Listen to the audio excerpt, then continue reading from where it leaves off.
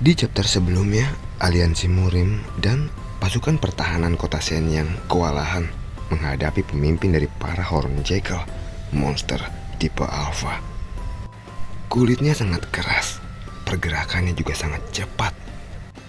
Bahkan Swordsky tidak mampu melukainya. Tapi, sekali lagi, Jun Yeun membuat kejutan. Dia membelah sang Alpha hanya dengan sekali tebasan, bahkan tanpa menggunakan pakaian pengaman, sambil menggendong seorang wanita. Bahkan core sang Alpha akhirnya berada di tangan Jun Yeun. Tapi tentu saja banyak yang ingin merebutnya dari Jun Yeun. Mari kita lanjutkan Nanomachine Season 2 Chapter 32.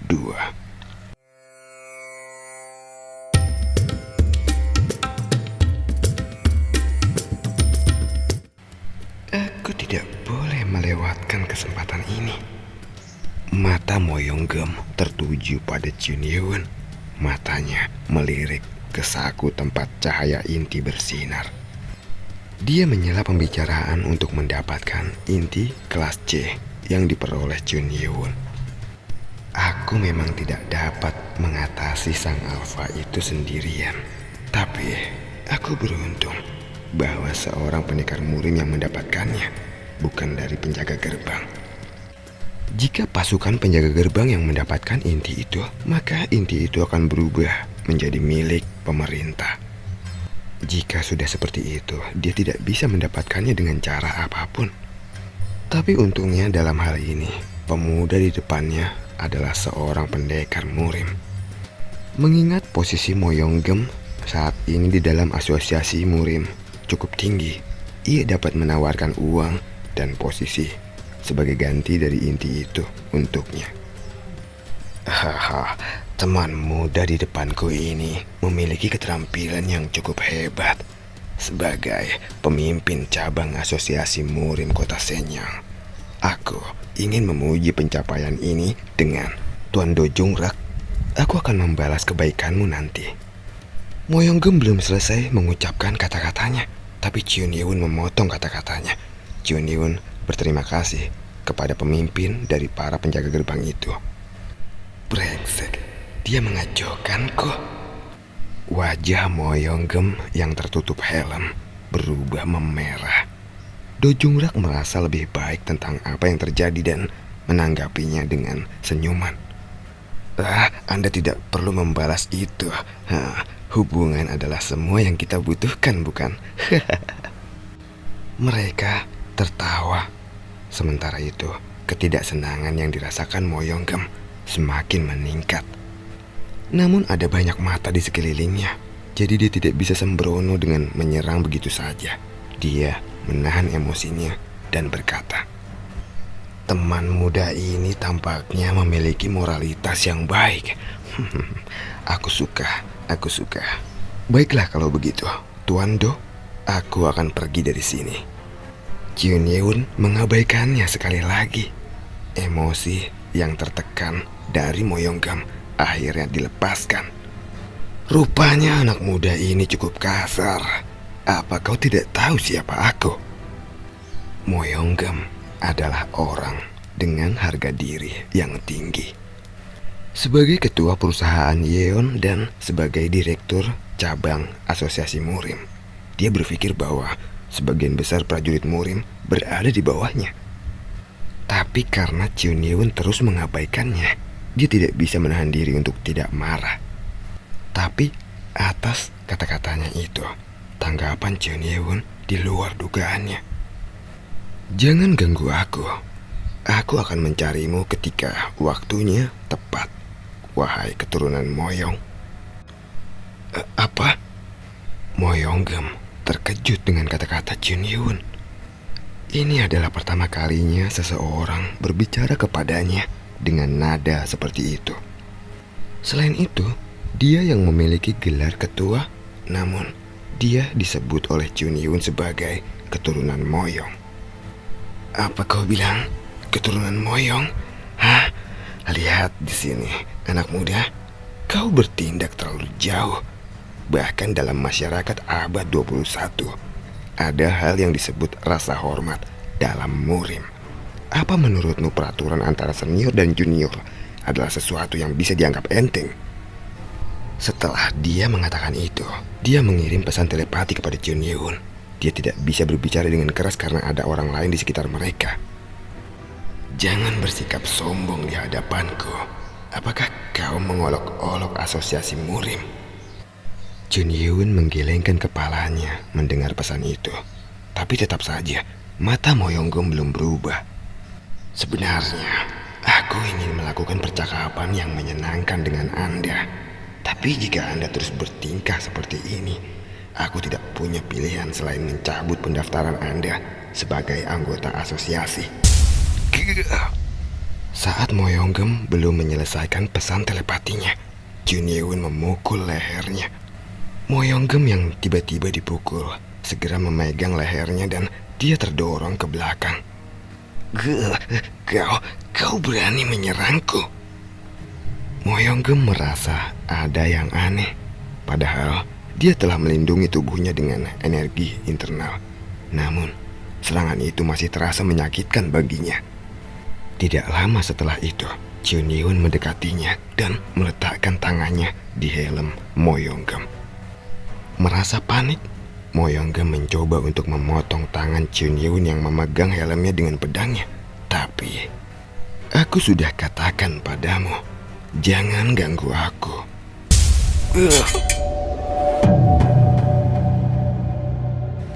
Mo Yong-geum menjadi lumpuh dan pedang di tangannya terjatuh.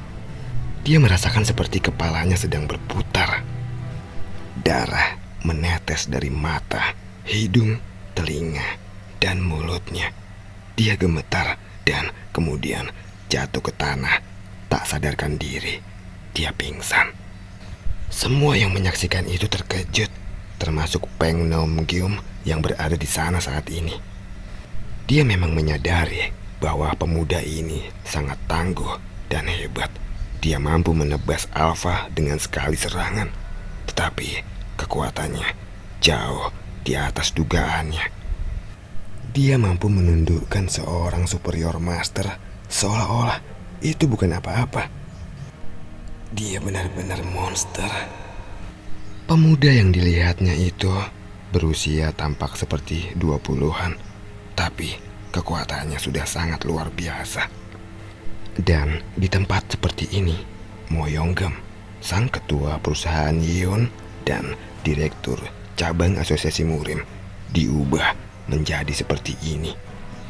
Tergeletak di tanah tanpa bisa melakukan apa-apa. Ayah! Mo Yong-yesun yang baru saja tiba di tembok E3 dengan sekitar 30 prajurit murim dalam kompinya bergegas masuk menuju ke sana. Mo Yong-yesun yang melihat ayahnya pingsan setelah serangan kecil dari Jun Yeun berteriak marah. "Kau, apa yang kau lakukan? Beraninya kau melakukan itu?" Mo Yong-yesun dan pendekar lainnya segera menghunus pedang mereka. Sedangkan Jun Yeun yang melihat mereka membuang ekspresi lembutnya dan menatap mereka dengan tatapan dingin. Ini hawa membunuh yang sangat besar. Mo Yong-yesun menduga bahwa situasi seperti ini akan terjadi, dan dia juga menduga bahwa keluarga Peng pasti juga akan ikut campur dalam hal ini. Ini adalah situasi yang dia harapkan. Dia berencana jika semua di luar kendali, mereka akan mengeroyok Jun Yeun. Tapi tiba-tiba sebelum semua itu terjadi, seseorang ikut campur. "Hentikan!" Itu adalah Presiden Yeom Ki-seop, presiden dari perusahaan Six Road Toys. Pada kemunculan tak terduga dari seseorang yang tak pernah diduga, Mo Yong-yesun dan yang lainnya berhenti. Mo Yong-yesun yang masih marah meneriaki Presiden Yeom Ki-seop yang tiba-tiba ikut campur. "Presiden Yeom, Ini bukan situasi yang bisa kau campuri. Mo Yong-Yisun berpikir bahwa orang itu mencoba menengahi pihak-pihak yang terlibat. Namun, respon Yeom Ki-seop di luar dugaannya. Jika ada yang ingin menyerang orang ini, maka langkahi dulu mayatku, Yeom Ki-seop. Apa?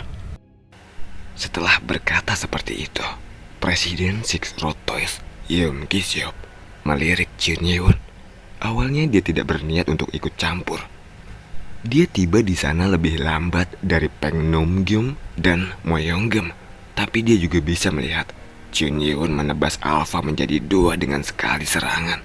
Dan ketika dia melihat inti berada di tangan Jun Ye-won, dia akhirnya memutuskan jika intinya jatuh ke tangan monster seperti itu, siapa yang bisa mengatasinya? Dia menyerah untuk mendapatkan inti dari makhluk itu.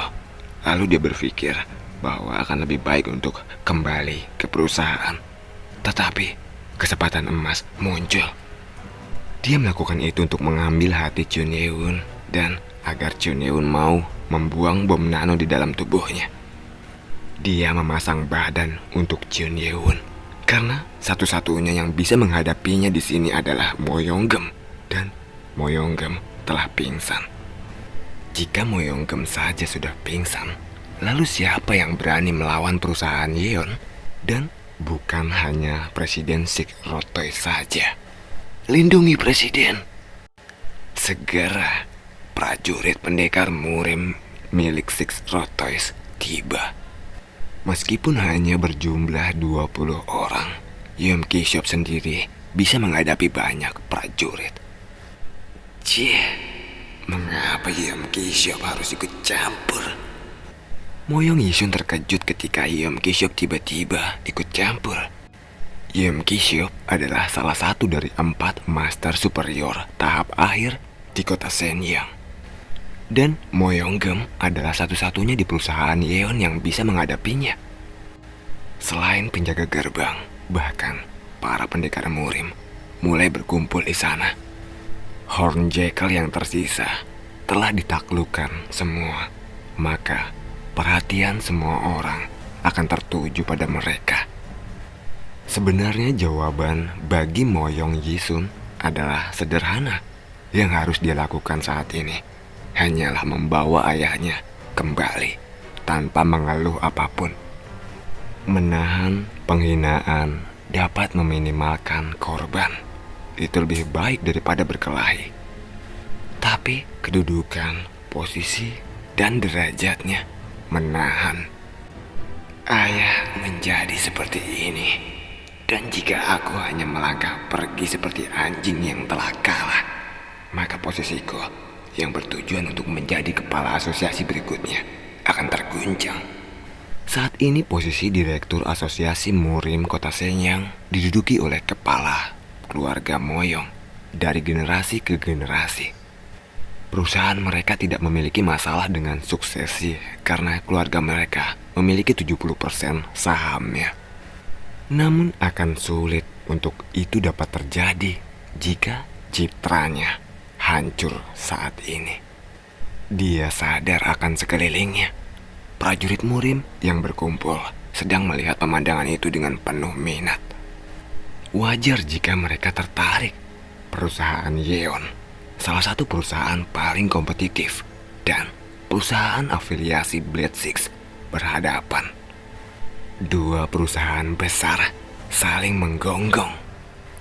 Brengsek. Mo Yong-yisun menatap Jun Ye-won. Jika bukan karena apa yang dia lakukan, situasinya tidak akan berantakan seperti ini. Presiden Yeom Ki-seop adalah orang yang tidak akan bergerak kecuali itu menguntungkannya. Jadi, mengapa dia memihak orang ini? Mo Yong-yisun mengerutkan kening. Sejak ayahnya pingsan, tatapan mata Mo Yong-yisun sangat marah. Tapi semakin lama Mo Yong-yisun menatap Jun Ye-won, dia merasakan seperti mengenalnya. Di mana aku pernah melihatnya? Aku yakin aku pernah melihat orang ini. Dia mencoba mengingat-ingat kembali wajah yang tidak akan terlupakan. Namun dia tidak ingat di mana dan siapa. Dia mencoba mengingat lebih dalam dan akhirnya dia mengingatnya. Mata Moyong Yisun melebar karena gaya rambut dan pakaian orang ini telah berubah. Dia tidak dapat langsung mengingatnya, tetapi dia adalah orang ke-9 yang direkrut oleh Six Road Toys. Iya, itu dia. Itu pasti dia. Orang yang menjatuhkan semua pengejar yang dia kirim. Tangan Moyong Yisun yang sedang memegang pedang gemetar. Dia adalah orangnya Yeom Ki-seop. Ketika dia yakin bahwa Chun Yeon dan Yeom Ki-seop adalah dalam satu kelompok, kemarahannya semakin besar. Dia menganggap tindakan mereka memalukan dan mempermalukan perusahaan dan penerusnya. Apalagi ekspresi Chun Yeon terlihat santai. Dia tidak suka ekspresi santai Chun Yeon itu. Lalu Yeom Ki-seop mengambil langkah berat ke depan. Tanah di bawah kakinya retak saat dia melangkah. Kekuatan destruktif dan energi fisik dan internalnya diakui oleh orang-orang murim di kota Shenyang. Situasi ini berubah menjadi pertarungan antara dua belah pihak.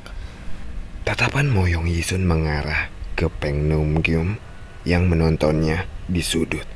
Dia adalah satu-satunya yang bisa mengalahkan Yeom Ki-seop saat ini. Sebenarnya, ayah akan membenci hal ini, tapi tidak ada jalan lain. Untungnya saat itu ayahnya sedang pingsan. Moyong Yisun mengirim pesan ke Peng Num-gyeom. Jika ayahnya tahu bahwa dia meminta bantuan kepada keluarga Peng, mungkin dia akan sangat marah. Tetua Peng, aku tahu ini sangat tidak sopan untuk meminta hal ini kepada Anda. Tapi tolong bantu kami sekali ini saja. Mengingat bahwa kita adalah keturunan dari 5 klan besar.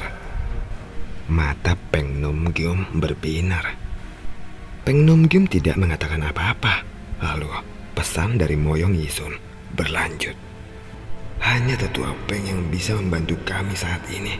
Anda satu-satunya yang bisa menundukkan Presiden Yeom Ki-seop dan orang yang membuat ayahku seperti ini. Aku tahu bahwa hubungan antara Anda dan ayah saya tidak baik. Tapi aku berbeda dengan ayahku. Aku telah menghormati Anda sejak aku masih muda. Memang benar, Moyong Yisun selalu bersikap sopan kepada Peng Num-gyeom. Peng Num-gyeom juga sama. Dia selalu memperlakukan Moyong Yisun dengan lembut. Tetua Peng, aku tidak hanya meminta bantuan. Aku akan memberikan inti dari monster itu jika Anda mau membantu kami.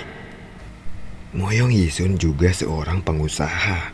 Dia tahu bahwa hal paling mendasar dalam sebuah transaksi adalah bernegosiasi dengan harga yang sesuai. Dan satu-satunya cara untuk membuat orang tua itu mau membantu adalah dengan mengorbankan inti dari monster itu. Walaupun akan menyedihkan kehilangan inti itu, tetapi jika kita bisa membalikkan situasi ini, apapun akan kulakukan. Moyong Yisun menatap Peng Num-gyeom dengan tatapan serius. Tapi kata-kata yang keluar dari Peng Num-gyeom berbeda dari yang dia harapkan. Maafkan aku, Direktur Moyong. Aku tidak dapat membantu. Moyong Yisun menatapnya dengan mata bingung. Padahal dia sudah menawarkan hadiah yang cukup besar. Tapi mengapa dia menolak? Mengapa, Tetua? Sebagai anggota asosiasi, aku dapat mencoba dan menengahi masalah ini. Tapi ini sesuatu yang terjadi di antara anggota asosiasi yang sama. Aku tidak berpikir orang tua ini harus ikut campur. Moyong Yisun buru-buru mengirim pesan lagi. Itu tidak benar. Orang di belakangnya bukan anggota asosiasi, dan dia adalah prajurit murim yang tidak terdaftar. Jika orang seperti itu dibiarkan berperilaku sewenang-wenang, apa yang akan terjadi pada reputasi asosiasi? Dia berbicara dengan cara yang begitu fasih. Dia mencoba meyakinkan Peng Num Gyeom. Namun, keyakinan Peng Num Gyeom tidak berubah. Dia menghela nafas dan berbicara dengan nada penyesalan. Jika boleh jujur, aku ingin menyarankan. Dalam situasi ini, aku pikir akan lebih baik bagi Anda untuk mundur dan membawa ayahmu pergi. Cih, kau pengecut. Wajah Moyong Yisun berkerut. Dia mengharapkan tetua Peng mau membantu. Tetapi karena dia ditolak, dia tidak bisa menahan diri untuk tidak marah padanya. Sekarang aku mengerti mengapa ayahku membencinya. Lalu Peng Num Gyeom mencoba memberikan beberapa nasihat terakhir kepada Moyong Yisun. Dengarkan orang tua ini, nak. Tolong membangkang hubungan kami. Aku akan memberitahu Anda ini terus terang. Jika situasinya tidak berakhir sekarang. Sudah. Aku tidak lagi membutuhkan bantuan dari Anda, tetua Peng. Peng Num Gyeom mengerutkan kening. Dia padahal ingin memberitahu sesuatu yang penting. Tetapi melihat bagaimana pesannya itu diputus begitu saja, dia merasa kecewa. Bahkan ketika hubunganmu dengan ayahku tidak baik, aku masih tetap menghormatimu. Tapi apa yang ayahku katakan sepertinya benar. Tunggu, nak. Dengarkan apa kata-kataku dulu. Tidak, aku tidak peduli. Apa artinya ketika Anda mengatakan hal-hal seperti itu ketika ayah saya dalam keadaan seperti itu di sana? Kau tidak berpikir kita perlu melanjutkan hubungan ini dengan Anda? Tidak. Tetua Peng, terima kasih atas apa yang kau lakukan sampai sekarang kepada kami. Peng Num Gyeom menghela nafas panjang. Mendengar kata-kata Moyong Yisun, lelaki tua itu menggelengkan kepalanya. Moyong Yisun saat ini sepertinya tidak dapat memahami kenyataan. Dia datang terlambat ke sana dan dia tidak tahu siapa yang menebas Alpha menjadi 2. Dan bahkan jika dia berpikir bahwa ayahnya yang melakukannya, melihat ayahnya seperti itu di depan orang asing, orang rasional manapun dapat memahami situasinya. Dia dibutakan oleh amarah dan amarah. Dia tidak bisa melihat apapun dengan jelas. Buah jatuh tidak jauh dari pohonnya. Dia benar-benar tidak berbeda dengan ayahnya. Peng Num Gyeom menyerah untuk menasihatinya.